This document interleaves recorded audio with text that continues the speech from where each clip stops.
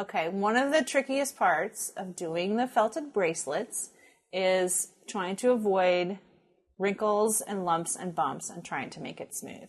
You can see here where it has started to form a little bit of a wrinkle here, and I have a couple of choices at this point. I can try and peel it back and shrink it back down, which may or may not work at this point since it's starting to felt across the middle of it. That's certainly one way to do it, and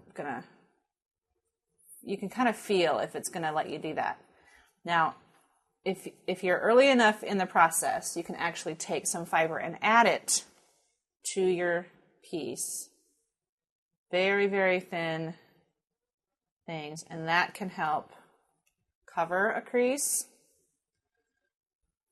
Or if you work it tight enough, that crease is one of those things that isn't really going to be noticed in the long run. So you can try doing these things.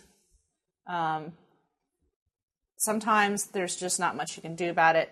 The good thing is the creases are usually on the inside of the bracelet, and they're not going to be that noticeable. So if you do want to add some more fiber to it, you need to make sure that you still have plenty of soap and water to try and add those fibers if you want them to stick. In this case, you can see that they're not really wanting to stick. So I'm going to show you that, but I'm not going to do it. And I'm just going to take this and do a lot more rubbing and a lot more rubbing on here. And if I have places that are uneven, I can rub those particular spots, and that will help tighten up that spot and make it even with the rest of it.